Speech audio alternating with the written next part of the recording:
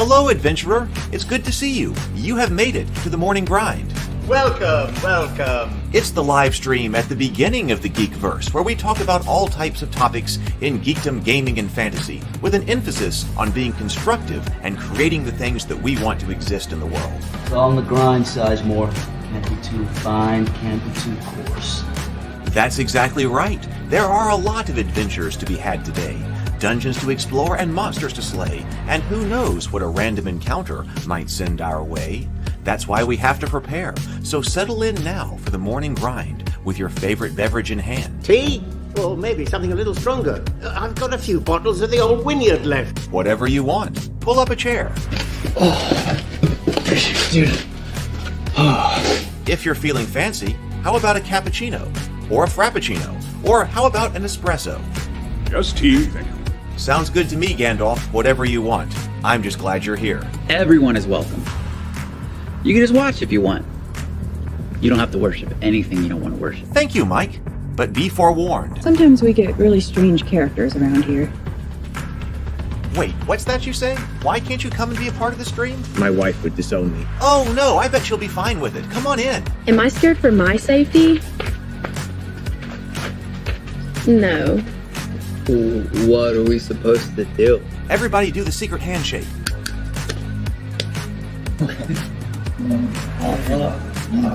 Secret cultist handshake. Oh, now do wizards who love each other. This, my friend, is a science. I still don't have gifts, but it's fine. It's all on the grind, son. Can't be too fine, can't be too coarse. Dude, this would be a sick place to bring the band. Indeed it would be, Dave. It really would. I'm seeing more people coming in. Welcome, glad to have you here. Oh look, here's someone new. Is this the cultist meetup? Yes it is. Come to hang out? Please accept me. I have nothing else. Okay, we accept you. Everyone's welcome here. Brought some snacks. Well, that makes things even better. You want some coffee? I don't drink coffee. You sure? It's cultist coffee. What makes it cultist coffee? I'm a cultist and I'm drinking it. Oh. Then I'll have some. What exactly is going on here? I'm seeing more people coming in. Welcome. It's so great to have you. Oh, and look, here comes another stranger. Can we help you? Yes, fellow cultists. I could really use some food. Oh yeah? Welcome. We have donuts. Oh, it's me. I'm glad I'm here. I'm sure you have a few questions for me, though. What's your name? Who do you work for? What god do you worship? Great questions, Rob. I'm Steve King, and I worship Nyarlathotep. No, not really. I'm just Heath, and I won't be worshiping anything this morning. But I will be your host. Welcome to the office. We're going to have a great time. I've got my coffee ready, because now it's time for the morning grind. If you could become a fish, that would be amazing. Then I could command you with my mental fish powers. Good morning, everyone. I hope you had a restful night. Oh, look, Retro Nerd Girl is here. Welcome. Good to see you. And BGD is here. Good morning. I feel like I'm off to a little bit of a slow start today because sometimes the transition from the after party to the morning grind is can be a rough one. So, the wind down is supposed to kind of chill me out. That was my purpose, so that I can get to sleep and then start the next day. But with the after parties, they can be a lot of hypes. It's difficult to get to sleep. But I got to be up here, and that's why I'm doing it. Actually, it may be the case. I was thinking that if we're doing more shows on Friday night, and they're going to last a bit longer for me doing live board gaming, probably what's going to have to happen is that we're going to have to start those shows earlier than 7:30. Especially if we're going to play a game that can go for like 3 hours or something like that. So might have to do that. So we'll be revising things. We're experimenting with a lot of things here. So there'll be lots of ideas that are thrown out. We'll see what works. We'll keep what does, and we'll reject what doesn't, and we'll just keep going. So, all right. Today, I want to talk about the solo mode for the One Ring. And I have not investigated this at all. Now, I did do videos on the One Ring before I was live streaming, before I had the idea to do live streaming. So I did do a breakdown of the One Ring. It's been a little while, so I don't remember everything in it, but the One Ring starter set, and then also the One Ring main core rule book. So I have those over here for reference if we need to be able to pull those up. But also, since then, this thing called Strider mode has been released, which is one-person role-playing. And I've seen a few things out there for one-person role-playing, but I don't really know a whole lot about it. And it seems pretty cool, potentially. I mean, I don't know how it works or how cool it actually is or if it works. But I was thinking about that this morning because I was thinking about last night on the after party. They were talking about different potential ways to do more shows like Dinner and a Board Game. And sometimes, hey, they could be a solo show. It could be just me. I'd like to be able to bring on more people on the stream, revising that show. But hey, it might be that I might do a pilot that's just me as a test for some solo gaming to try to set it, test the new system and things like that before we bring people on. So who knows? It could be solo mode. That's why this was on my mind. So that's kind of what we're doing. That's why I'm looking at this today. And by the way, my action figures are not here. I got a text message yesterday, or I guess it was technically this morning before I woke up, that said that they tried to deliver it, but the place was closed. I'm like, this is my house. I was waiting. It wasn't closed. I was waiting as long as I could. It said it was supposed to be delivered between 7:30 and 9:30 p.m., which is when I was on the stream last night. And I never found anything. So now I'm worried. I got to make sure those get to me. Those are very expensive prototypes. Okay. Oh, so let's breathe. Put out the stress of action figures for the moment. Breathe. And now sip. Everybody's favorite beverage. All right. Wonderful way to start the morning. Okay. I want to update the morning messages, but obviously I didn't get to do that between last night and this morning. So here are the morning messages. And if you are new here, we've got the Christmas giveaway going on to help people out in need. So these are a little bit longer here than ordinary because I explained the Christmas giveaway. I had more Christmas stuff coming in, requests last night.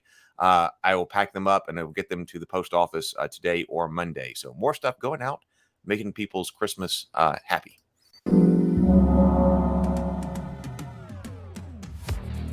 Friday night at 7:30 p.m. Central Time, new episodes of The Cultists Season 2 are premiering. It's our comedy web show about modern-day Lovecraftian cultists just trying to worship Cthulhu in a world full of people who don't understand. Fish are friends, not food! I'm a little worried about Rob. Yes, it's happening. Ever since we tried to summon Cthulhu, he hasn't been the same. I'm growing gills. Gills! My transformation into a deep one has finally begun. Rob, we don't see any gills. It's these kids getting involved in all this stuff causes them to go crazy.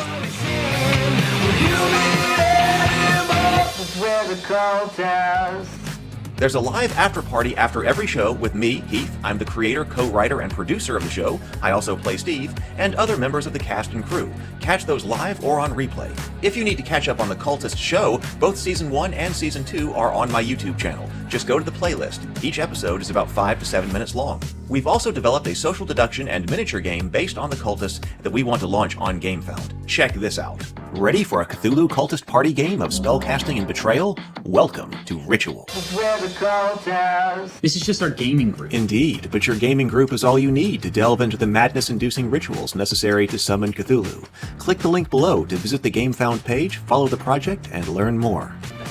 You've not been further compromised by the Yellow King, have you? Check out the GameFound page for more about the game and for a brief rundown on how to play. When you follow the game on GameFound, you can get updates about the game's development before the project goes live.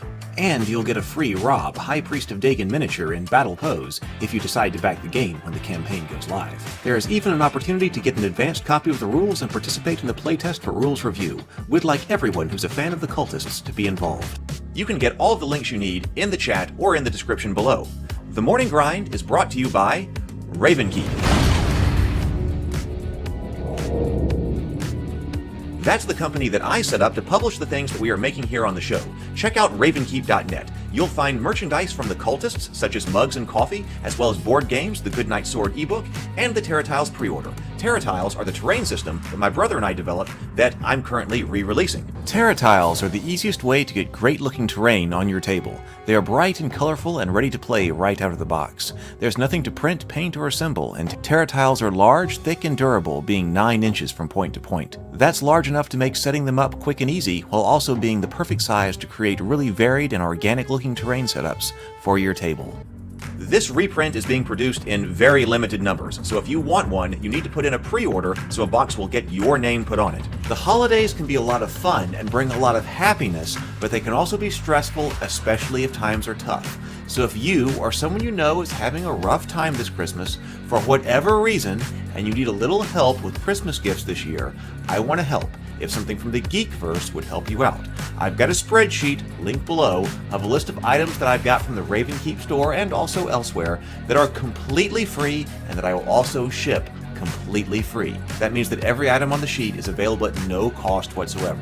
Everything is new in the box, so look over the items, and if there's anything that would help you out, submit what you need on the Google form. That is also linked below. Your name or email address is not required. No one's going to know that you put in if you're worried about that. I will then ship the items absolutely free with no questions asked to whatever address you put in, though I can only ship to the United States at this time. Or hey, if your church, your mosque, your synagogue, or any other kind of social group, whatever you've got, is helping out a family in need this holiday season, and some of these items would be helpful in what you're trying to do, let me know, put them in, and I will send them out so that you can get them to the people who need it.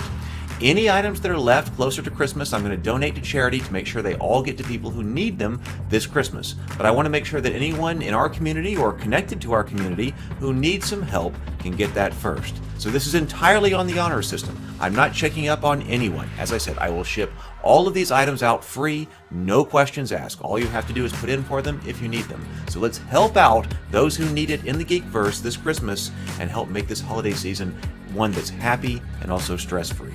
The Morning Grind is also brought to you by, well, no one else right now. But wouldn't it be cool if in the future there was somebody else who wanted to sponsor the show and keep us streaming? I think it would be pretty cool. We'll just see how it goes. Stay tuned and watch this space, I suppose. But all right, that's what you need to know right now. Let's get into it. All right. So we do have a PDF copy of the Strider mode today, so we won't be getting into... I won't have to use the auxiliary camera. I didn't have time to set it up this morning as I was running a bit behind because of just being slow because of the after party last night. But we do have the PDF, and so that does make it easy. Whoa. All right. Has anybody played this? Does anybody do solo? Now, I know we got people who do solo board gaming, but has anybody done a solo RPG? I never have. I briefly looked at some of the RPG rules. I didn't really even know that was a thing until a little while ago.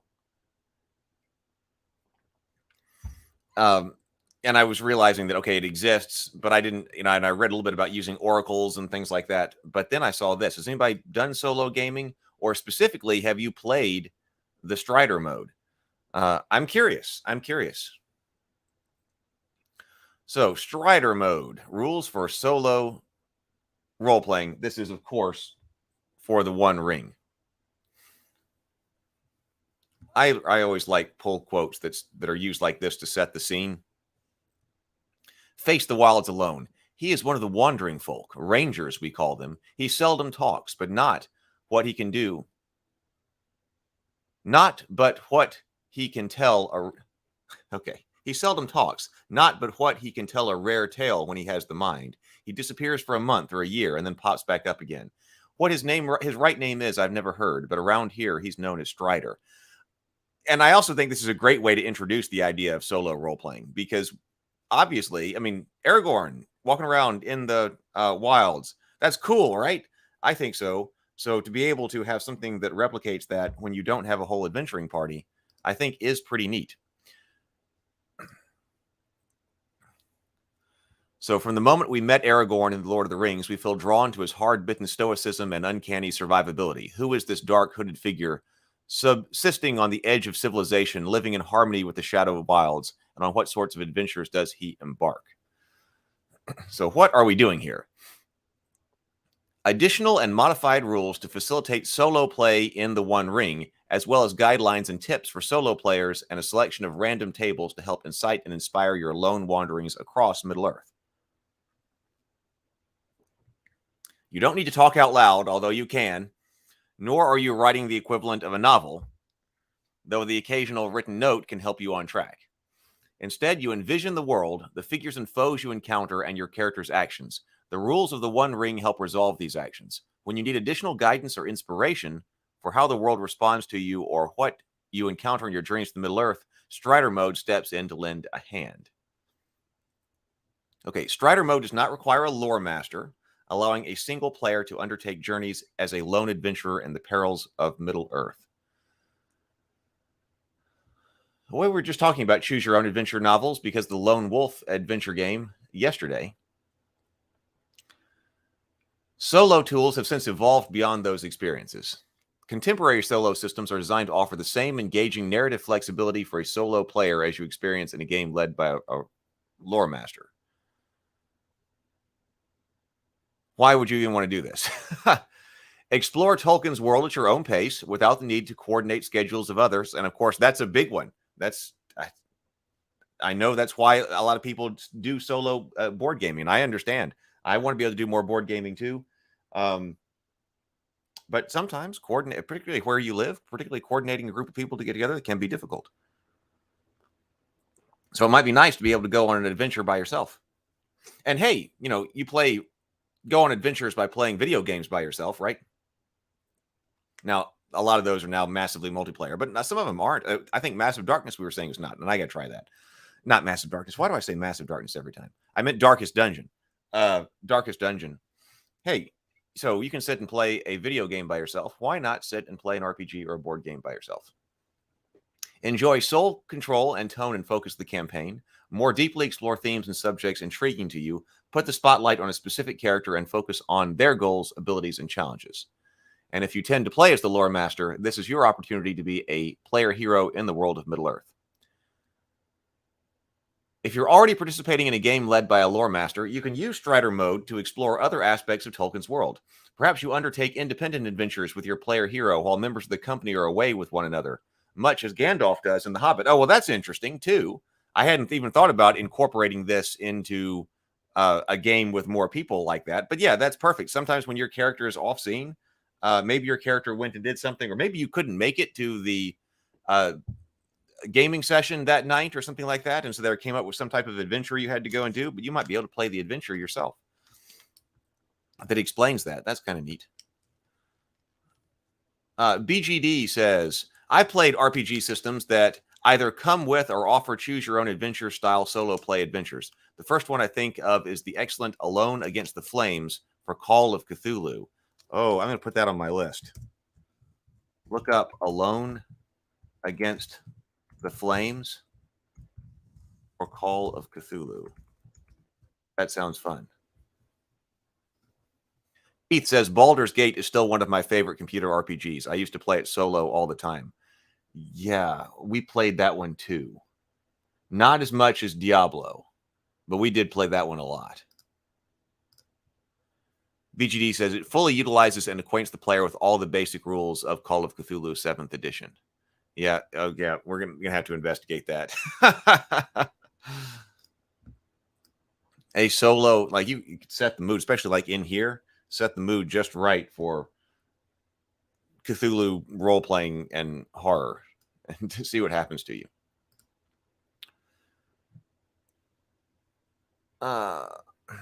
Okay. So this is supplementary to the One Ring. I thought that. The core rules are required for solo play, so familiarity with them is a must.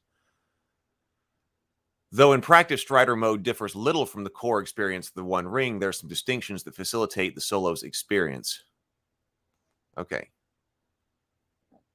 When you're playing in Strider Mode, you guide your player hero as they undertake a quest. Your story can be focused on missions assigned by a patron or on personal goals or problems that compel your character to abandon the company of home and hearth. As a solo player, you imagine those adventures and take action from the perspective of your player hero, but you also interpret the consequences of those actions, introduce encounters, and portray other aspects of the world. You essentially act as both the player hero and the lore master, using your intuition and the tools of this supplement to retain the surprise, challenges, and opportunities that make role-playing a character so rewarding. So, Telling the Tale, page 10, helps answer simple questions about locations, people, creatures, and events. Use this table when you would normally ask the lore master a yes, no, or maybe question, like, is there light in this passage? Or is an herb master in this village? Telling the Tale, page 10. We're on page 3. The Lore Table helps inspire answers to more complex, open-ended questions to reveal new events and situations.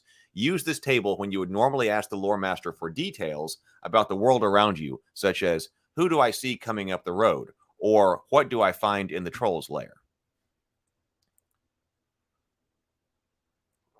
The Fortune and Ill Fortune tables offer prompts for narrative outcomes when the Gandalf rune or the Eye of Sauron icon is rolled on your feat die. And I do have the dice sitting over here. So they are in the starter set here. So if we need to reference the dice, I've got the dice. And by the way, I pointed this out before. If anybody was concerned, there was an error on the previous videos I did. There was an error on the feat dice, but Free League said they would fix it, and they did. They sent them out. So you could still play with the other dice, but yep, they sent them out. I received it. This supplement also includes other tables to help resolve more specific situations. Okay. Much like the core experience of the One Ring, the flow of the game is broken up into various phases. Chief among them is the adventuring phase. The experience differs slightly in Strider mode. You can find these expanded and modified rules on page 15, but the differences are as follows. No roles are assigned during journeys. Oh, so in this one, and I want to look at wilderness rules specifically across different games when we're doing role-playing analysis anyway. And one of them that we should definitely look at is the One Ring, because it does have specific rules for going on overland wilderness adventures and travels and things like that, and what roles your characters play in that. It's been a while since I've read it, but I remember liking it. Instead, the solo player reacts to situations as they arise, testing their skills against hazards and obstacles. An expanded Journeys event table provides a deeper and more varied experience for the solo player, offering just enough detail to help you envision the places, people, and foes on your path. And a new combat stance, the Skirmish stance, provides the lone player hero an opportunity to keep foes at a distance, staying one step ahead of the shadow. Fellowship phase differs little from the core rules. Lone hero rests, recuperates, and undertakes downtime activities to heal, gather rumors, or commune with their patron. Guidelines for the solo player are on page 22. Okay. Well, now here we've got cooperative play. Now, this is also pretty interesting. So we could do this without a game master. This supplement is geared to solo play, but can also be used for 2 or more players in a small company without the aid of a lore master. When you're playing in a group without a lore master, the normal conversation you would have with the other players is expanded to include the details of the world you inhabit.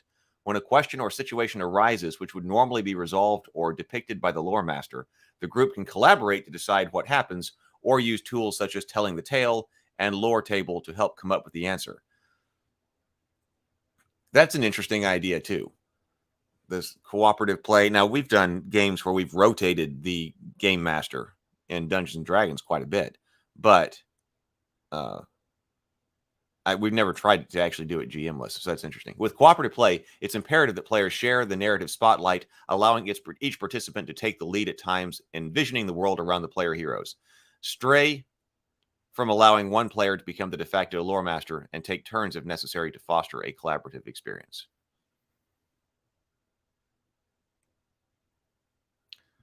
Okay.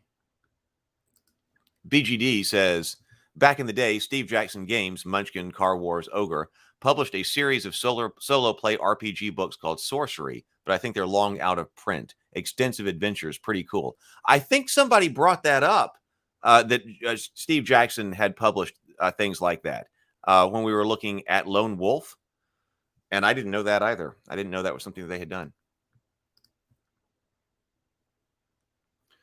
So, when allocating your previous experience, you have 15 points to spend instead of 10. This represents the player's hero additional grit and experience afforded by their lone wanderings across Middle-earth. So you get to be a bit beefier character.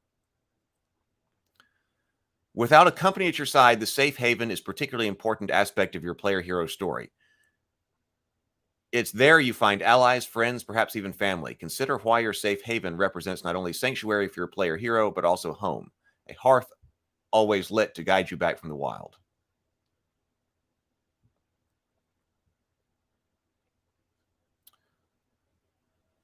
You have a fellowship score equal to 3 plus any additional bonuses from virtues, cultural blessings, and patrons. Instead of representing the bonds between you and your company, it's instead your connections to the communities you serve and the wilds you roam. A hope that cannot be diminished by shadow. Ignore fellowship focus, okay? When selecting virtues, read the description and look for any company-specific benefits. Since you aren't traveling as part of a fellowship, those abilities won't factor into your story. Some cultural virtues provide benefits solely for a company. For instance, the Hobbit's virtue 3 as company offers an increased fellowship score and additional fellowship focus. A solo player benefits from extra fellowship points, but not necessarily an extra fellowship focus. So this virtue is not recommended in Strider mode. I wonder if there's going to be a list of virtues that they recommend, either not playing with or specifically paying close attention to if you're in Strider mode. Others, Dwarf Friend. The Barding Virtue Dwarf Friend provides a benefit for combat when your fellowship focus is a dwarf, which would not be useful in Strider mode campaign, but it also improves your interaction with dwarves during a council. It's up to you to decide if the trade-off is worth it. Okay, new distinctive feature, Strider. Wandering the wilds of Middle-earth alone hardens the spirit and sharpens the senses as you are forced to remain ever watchful for perils on the periphery. Solo players receive an extra distinctive feature, Strider. While journeying, the player hero is considered inspired on skill rolls. All right.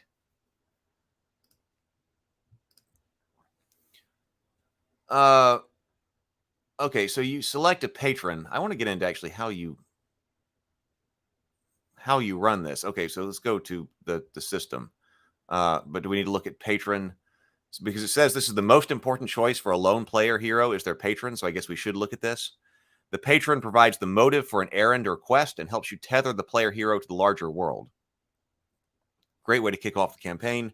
In choosing your patron, pay close attention to favored callings as well as their agenda. Ensure both support your intended goals with solo games. For player heroes in undertaking missions against the Shadow, Gandalf and Gilrian present enticing options. Okay, in the following tables, each starting patron is given a set of quests fitting their agendas. Use these to help inspire the nature of a patron-given quest, such as a starting adventure from your character. To select a quest from a patron, pick one that inspires you. Roll a d6 side for a random result or accept the mission in starting order. If you ask the patron questions about the mission, you can simply imagine their answers as appropriate to the nature of the task or use the telling the tale or lore table to help with their response. Okay. So that gets you kicked off. We got Balin, Círdan, the Shipwright, Bilbo Baggins, Gandalf the Grey, Gilrin, daughter of Diriel, Tom Bombadil. Oh, interesting. Tom Bombadil and Lady Goldberry. That would be interesting patrons. You know, we don't see Radagast here. I feel like we should see Radagast more. To me, Radagast has always been the obvious patron for someone's adventuring party, also in Middle-earth, to do other things with. Well, actually, before the fall could even be Saruman. But I didn't particularly care for Radagast's depiction in the Hobbit movies, so my Radagast would be different. He'd be a more serious wizard. But I wonder why. You would think Radagast would be something to talk to. Although I think that this is very much centered around the Shire and things like that, whereas Radagast is out more in Mirkwood. So maybe they'll introduce that in other expansions. Okay, let's just let's keep going here because I want to see the system. I want to know exactly how you do this. This is what I am here for.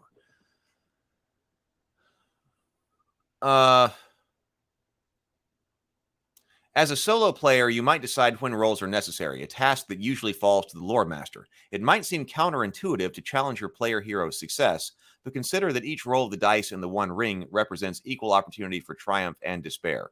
Roll when risk is involved. Okay, using the alternative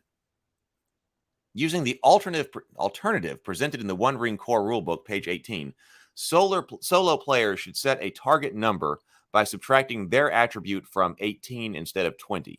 This will make your player hero more capable and self-reliant when they must face the challenges of Middle-earth alone. Okay, this looks like just general stuff. So that might come from the core rulebook. So when you are taking action, you might want to give the challenge additional focus in a dramatic moment. Use the result that includes the Gandalf rune or the Eye of Sauron icon to represent circumstances and events beyond the control of the player. Rolling the Gandalf rune means a successful action was bolstered by fortune, such as unexpected aid, advantageous terrain, or foe's folly. To help inspire a random result, roll on the fortune table. So here we have the fortune table if you get the Eye of... Oh, wait. So what are we doing here? When you're taking action and want to give the challenge additional focus in a dramatic moment, use a result that includes the Gandalf rune or Eye of Sauron icon to represent circumstances and events beyond your player's control. So does that mean, what is that telling you to do? Is that telling you to roll an additional die? So if rolling a failure with this Eye of Sauron icon means a failure was complicated by ill fortune, such as a broken weapon, difficult terrain, or enemy reinforcements. To help inspire a random result, use the ill fortune table. Okay.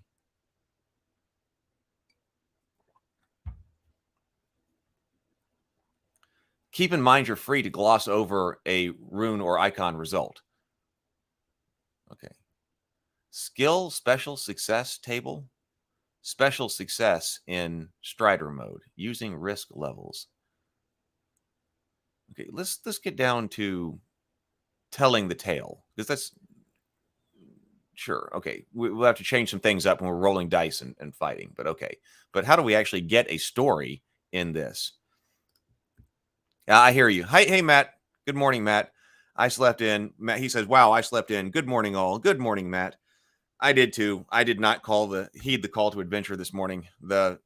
Last night, the after party was fantastic. I thought our discussions on Brianna and I discussed Anakin Skywalker's corruption arc in addition to talking about the cultists last night, and we also talked about a point of potential contention that my mother had with the feminist element of Star Trek 6. I thought those were great conversations.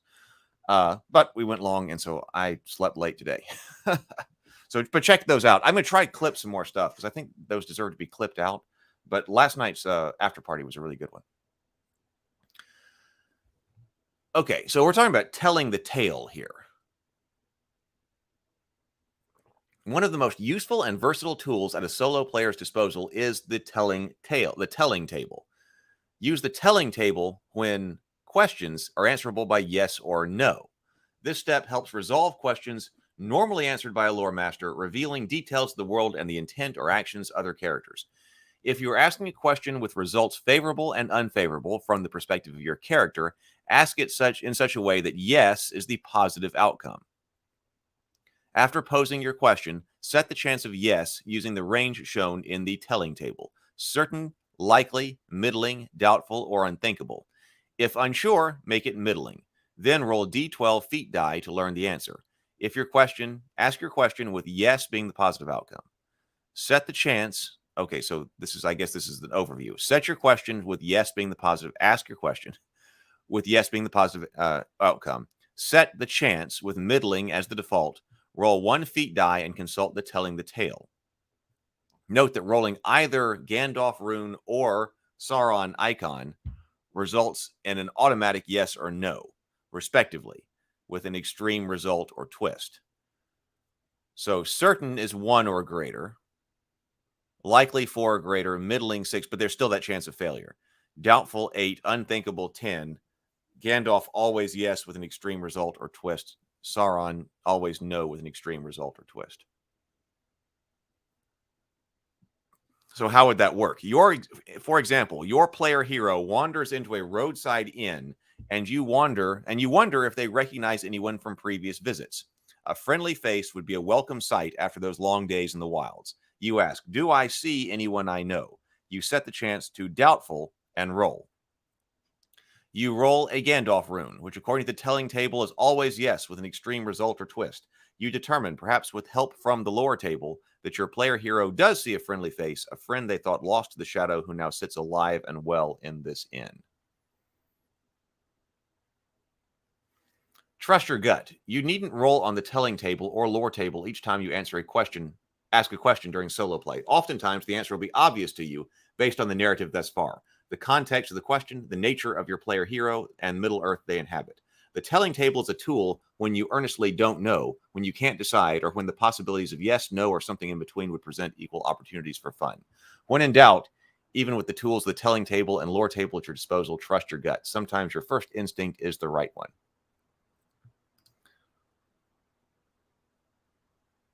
Oh, hello, Austin. Good to see you, Austin. Good morning, all. Just started cooking breakfast for the first time. Here for the morning grind. The morning grind is an excellent time to cook some breakfast and enjoy yourself. So very glad to have you here. Austin was one of the winners of the coffee last night, so I'll contact you, Austin. Hadn't done that yet. Retro Nerd Girl says, I agree. The after-party conversations were wonderful. I enjoyed it a lot. I like having great conversations.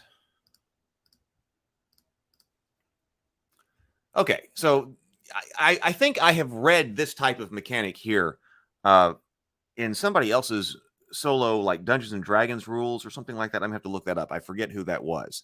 But they had this basically like asking the oracle, right? You assign the chances that something's going to happen, but then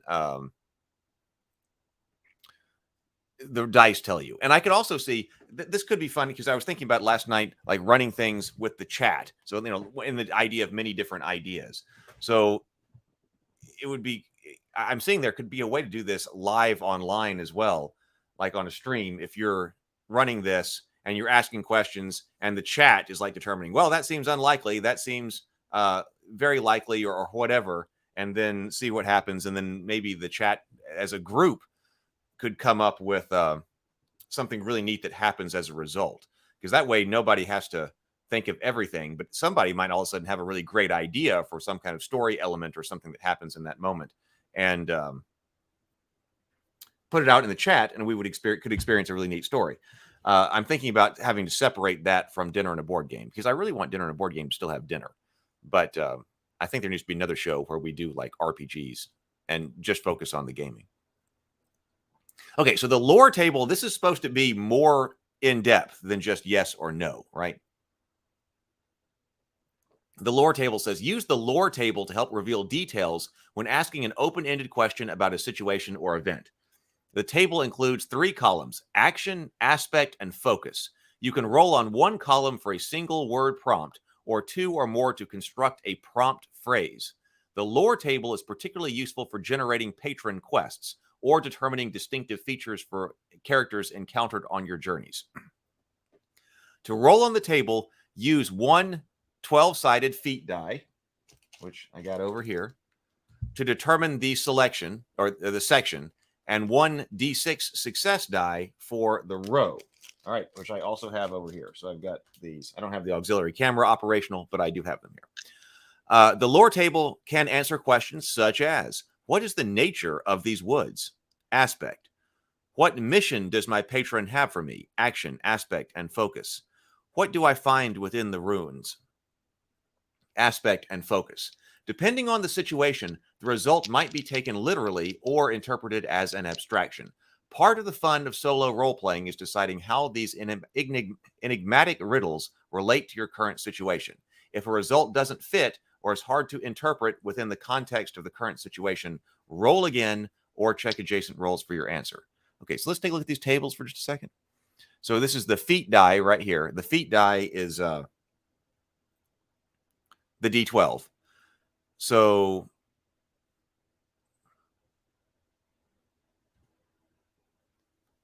what is...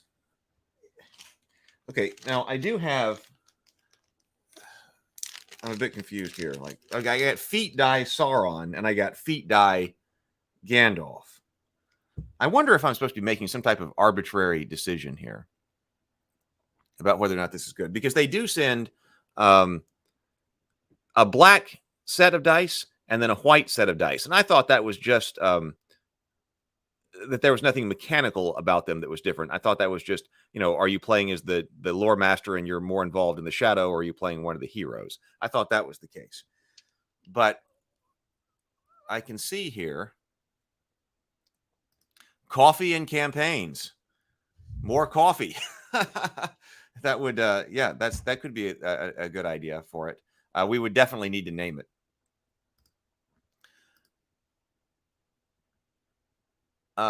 Okay, so maybe what I'm trying to do here is come up with some general idea about whether I think this is going to be something that's good or whether it's going to be something that's bad. And if it's something that's good, maybe I'm interpreting this right, then I will be rolling the Gandalf on with Gandalf. And it probably, like I said, it probably doesn't matter what die you roll, because I think that both of these dice are actually exactly the same. Both of them have the Gandalf rune on it and the Eye of Sauron. But you can see that under action, we get things like abandon, attack, betray, corrupt, defeat, weaken. Over here, we've got believe, bolster, defend, forgive, resist, strengthen. And then feat die 1, feat die 2, and then this is the success die. Oh, no, we've got tons of these. Now I see. Oh, we got lots of tables right here.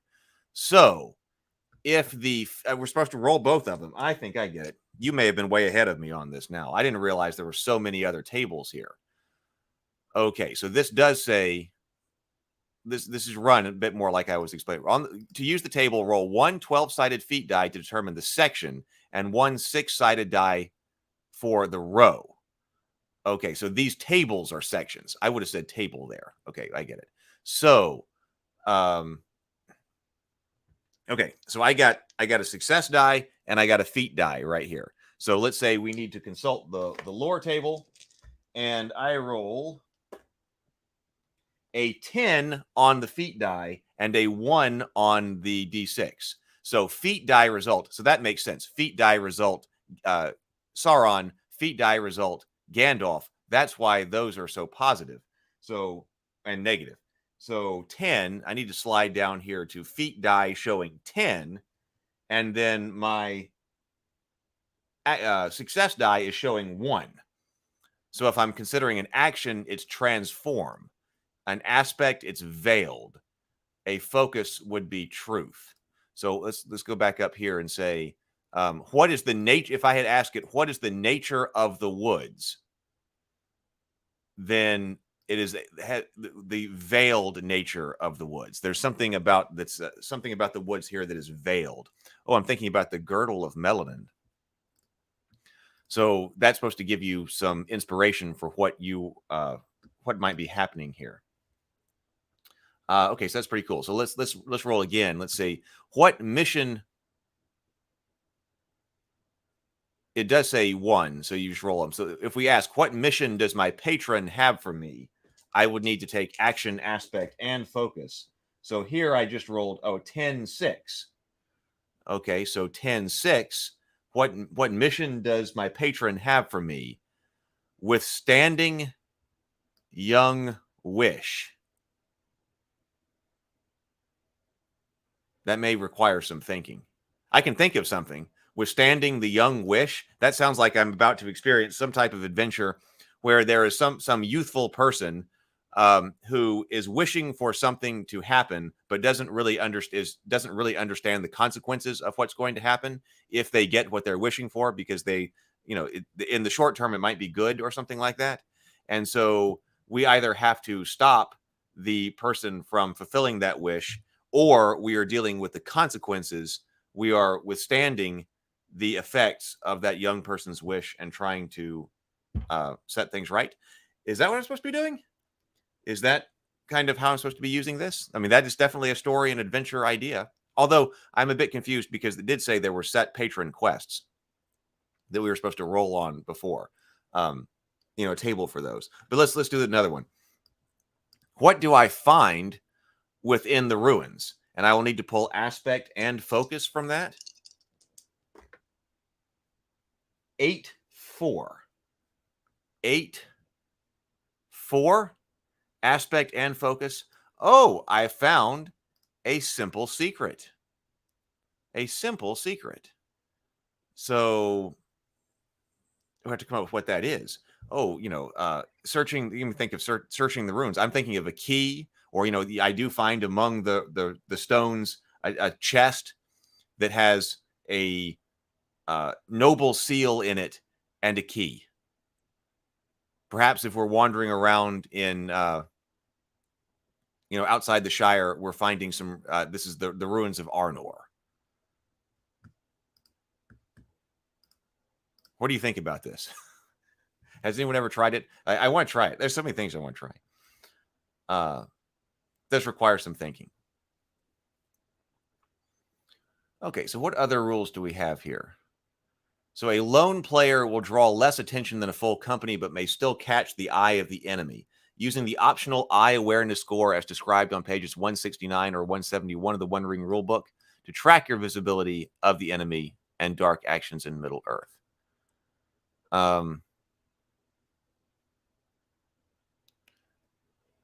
Optional rules for knowing what type of attraction the eye is giving you.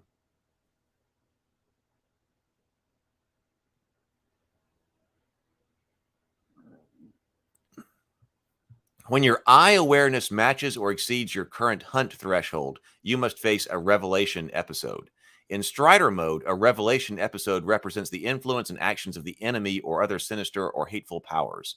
To determine the nature of the episode, roll on the revelation episode table over here. Or imagine a threat which represents the current situation. Some episodes might create an immediate danger or complication for your player hero.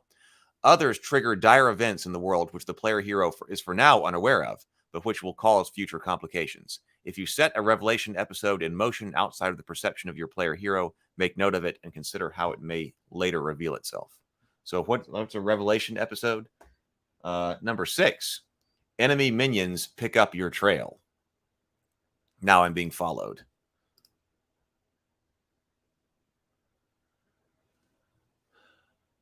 Didn't it say there were 3 tables? Let me go back to the beginning here. Because it said, okay, the telling table. We looked at the telling table. That was yes or no. The lore table answers more complex, open-ended questions. We just looked at that.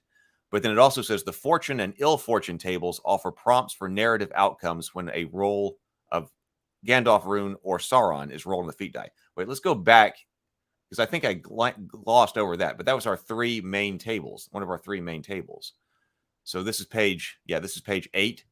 So let me see if I understand how to use this again.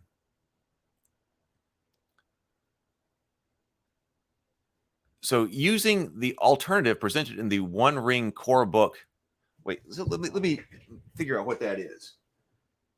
I got the core book over here.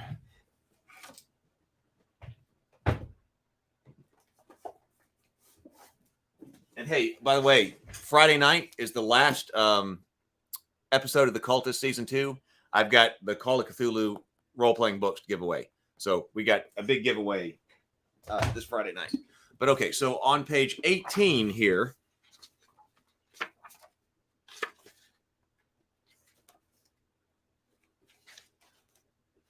which this is a really nice book, by the way.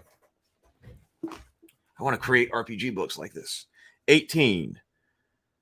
Using the alternative presented here. Oh, okay. So I guess this is it. Tweaking the target numbers. Calculating target numbers by subtracting the attribute score from 20 results in difficulty thresholds that are appropriate to medium to long campaigns as they present a challenge to inexperienced individuals, but hold up well to the same characters as the same characters advance in proficiency. For shorter campaigns or one-shots, the players and the lore master may agree to derive the TNs by subtracting their attributes from 18 instead. Okay, so that's just referencing this. So you use that here. When you are taking a action, we were saying, and we want to give the challenge additional focus in a dramatic moment, use the result that includes, it just says use a result that includes the Gandalf or Eye of Sauron icon to represent circumstances and events beyond your player's control. I guess that's just, since you're rolling this anyway. Is that the correct understanding? Because you're going to be rolling that feat die when you're conducting an action anyway. It doesn't. I don't think it's telling you to roll another one. I think it's just saying that when you roll those, something bonus, good or bad happens that you roll again for. Because this is the feat die. The feat dies are D12. We got 10, and then the 2 icons. So okay, so those are our 3 major tables and ways that we're able to tell the story.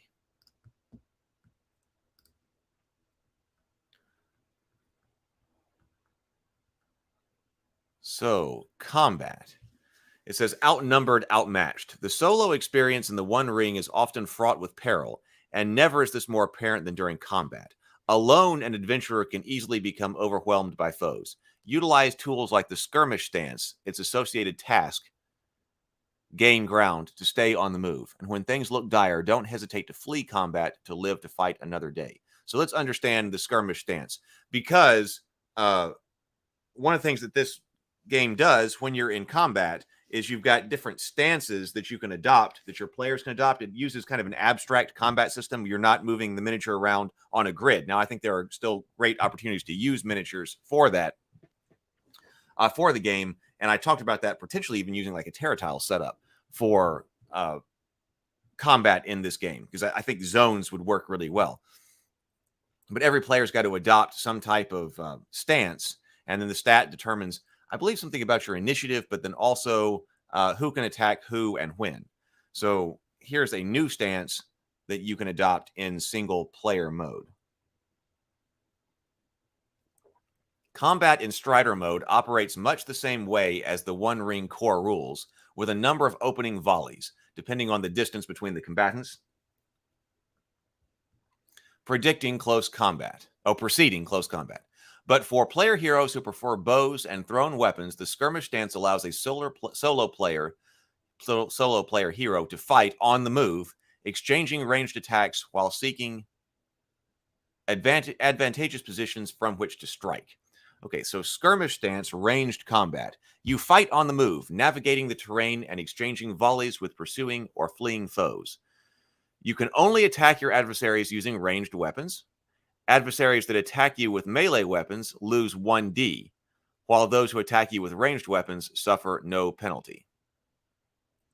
Adversaries that attack you with melee weapons lose 1d, so that's a penalty toward their attack rolls. For ranged attack rolls, you lose 1d. Okay. So you're not as effective at shooting because you're trying to also move. To escape from combat, roll your ranged attack without losing 1d on the roll. If you succeed, you do not inflict damage, but instead leave the battlefield. Otherwise, you remain engaged. Combat task, gain ground. Okay, gain ground, skirmish stance. Combatants on the move can attempt to gain an advantageous position against their foes, ambushing enemies or firing from an overlook. To do so, the acting player makes an athletics or scan roll as the main action for the round. On a successful roll, the attacker gains 1d on their next ranged attack, plus another 1d for each success icon. That's this right here, rolled.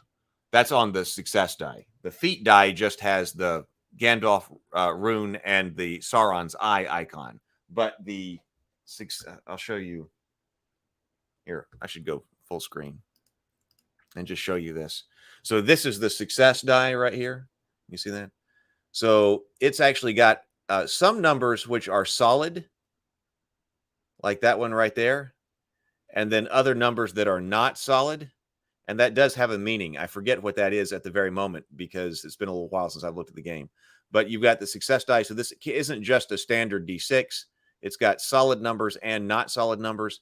And then also we've got, what is this, the Tenwar rune right here that it's talking about. Some of the numbers also have that T on it. And if you roll that, then there's some other effect. I don't remember exactly. I'm gonna have to go back and watch my own videos to figure that out. But so that's why you're typically rolling, as I recall, your feat die and then some number of success dice over here as well. And so when it's talking about adding a 1d or subtracting 1d, you're talking about adding or subtracting these dice. I believe that's what I recall. So what was going on with gain ground? So yeah, you're attempting to maneuver and gain advantageous positions. To do so, the active player makes an athletics or scan roll as the main action for the round. If this athletics or scan is successful, the attacker gains 1d, that's the success die, on their next ranged attack, plus another 1d for each success icon rolled. These bonus dice can be used on ranged attack rolls to escape from combat.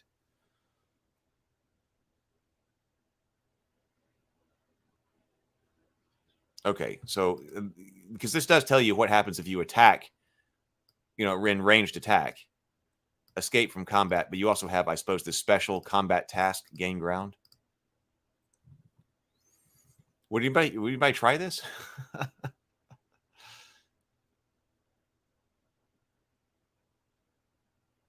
Adversary actions, special damage, fell abilities.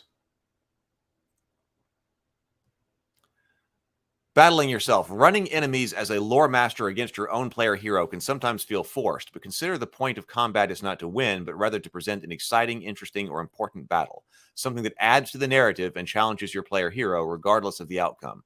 When in doubt, follow the rule of cool. Make interesting, dynamic things happen. Stage a battle that would be exciting to witness. Lean on your favorite epic battles and action set pieces from film and literature, and use the telling table and lore table, or the telling table and lore table are always tools at your disposal. We've got special rules for journeys here.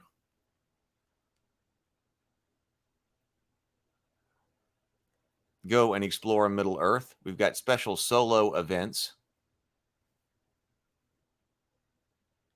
Chance meeting, noteworthy encounters. And the fellowship phase. The fellowship phase is a player-driven segment of the game where a player hero visits a safe haven to reflect on adventures, rest and recover, and undertake personal projects. So that's a completely different phase of the game. It's kind of like, I guess it's kind of like your downtime area. But spiritual recovery for solo player heroes. As described on page 119, the One Ring Core rulebook, the lore master would normally determine the number of shadow points to remove during the fellowship phase. As a solo player, you instead decide how many shadow points to remove based on how your actions have impacted the fight against the encroaching shadow. If your actions have at least marginally interfered with the return of the shadow, recover 1 shadow point. If your deeds have actively hindered or damaged the enemy, remove 2. If you have committed feats that would gain the attention of the Dark Lord himself, or at least one of his major servants, remove 3 shadow points. Oh, and then we've got all the tables here as an appendix. So necessary tables: experience milestones, ill fortune table result, fortune result, the telling table, the lore table, which is a lot of different sections on. So I guess they're calling this all one table, but they've got different sections. I get that now. Skill special success table, risk levels, solo journey events, event detail terrible misfortune, event detail despair, event detail ill choices, shortcut, mishap chance meeting, joyful sight, revelation episode table, hunt thresholds. So we're definitely back in the era of table role playing, but it makes total sense why this is the way that it is. If you're just playing by yourself, these things would be a great thing to reference. Patron quests, hunt modifiers, so lots of tables. So using other tables, the One Ring Core rulebook and supplements provide a variety of region-specific tables useful to your Strider mode campaign. Okay, so maybe something like Radagast is in that one then. Use those tables to inspire more locations, encounters, quests, and more. What do you think? Worth a try? Oh, I forgot to bring the, I forgot to not solo myself. Sorry.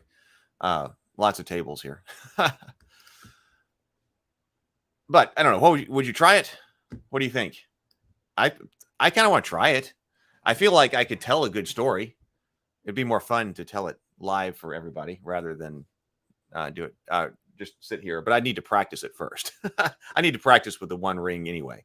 Got to make sure it's got the right rules. I think it's interesting because I hear a lot of great things about the One Ring, but then I also hear from a couple of people who are like, it's terrible.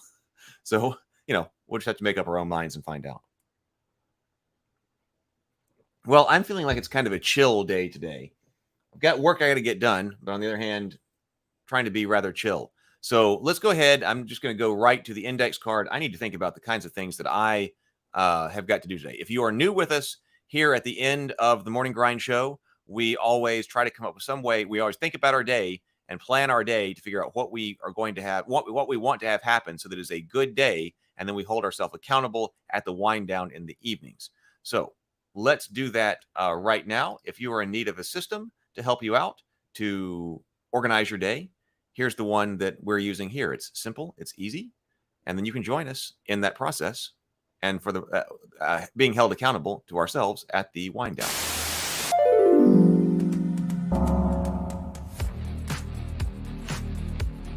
Well, I manage my department, and I've been doing that for several years now. Your department's just you, right? Yes, Jim, but I am not easy to manage. If you would like to join in on being more productive with me and everyone else here on the stream, but are in need of a system to help you out, here's an easy system that you can adopt and that I recommend. Grab a sheet of paper. I find that an index card folded in half is the perfect size for this. But if you don't have an index card, no problem. Any scratch piece of paper will work just fine. Just grab it and a pen or pencil. Think for a moment and come up with the 3 things that if you were to accomplish them today, you would know and feel that it was a great day.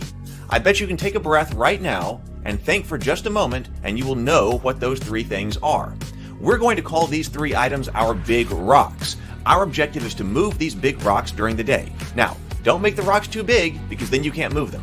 Rocks that are too big to move in about a third of a day, we call those huge rocks. Moving the huge rocks is our major multi-day goals in life. But in order to move them, we have to break up the huge rocks into big rocks that we can actually pick up and move around.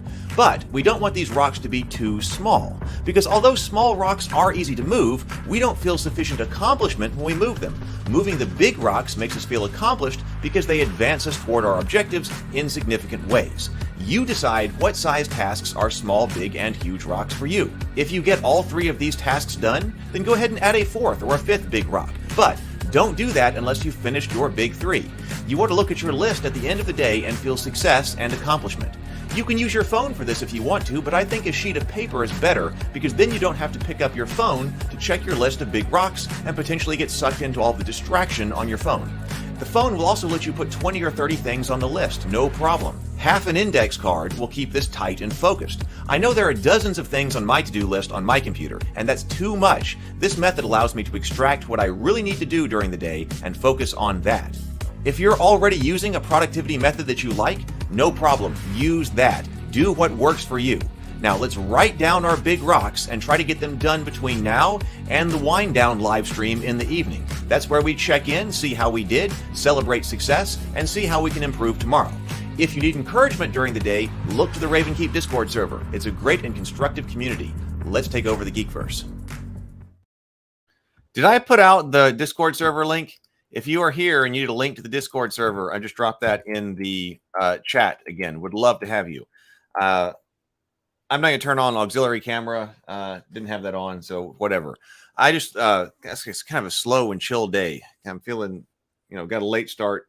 It's raining outside, so that might figure in some things. My big rocks for today, I do have to contact DHL and figure out what's going on with these action figures. So I've got to be able to reschedule that box, or I got to find that box or go pick it up or something like that. So that's a big rock. I got to figure out what's up with these action figures. We'll unbox them whenever they're here on the next morning grind, because I'm going to need to look at them in short order. So whenever they get here, we will take a look at the action figure prototypes. I'm kind of figuring that since it's cold and rainy outside, a good day used for this day might be to spend a lot of time trying to get some material clipped from the morning grinds and the wind down. And be able to get those scheduled going out. I want those to start coming out on the channel. I like that YouTube is now separating the live stuff from the other videos. And I think we've had some fantastic conversations on both live streams, but sometimes there's like a little section or something like that I think I should be able to put out. That way other people can discover it, and hey, you might have missed it as well. So I think that's something that I've got to do. And then number 3, if I feel like leaving the house, and if not, I'll have to change this with something else, but run to the store and pick up Christmas decorations, because I do want to decorate behind me for Christmas. I got a stocking right over there, but I haven't hung it up. I was trying to figure out how to hang it up, and I got to think of something else. So it's kind of a smooth and chill day, so it might be a good one to go and pick up some Christmas decorations for behind me. You got your big rocks? You got your big rocks? Go and have an extremely productive day. Drink water. Enjoy yourself. Have a good day, and then I'll be back here on the wind down, and we'll check in. Have a great day, everybody.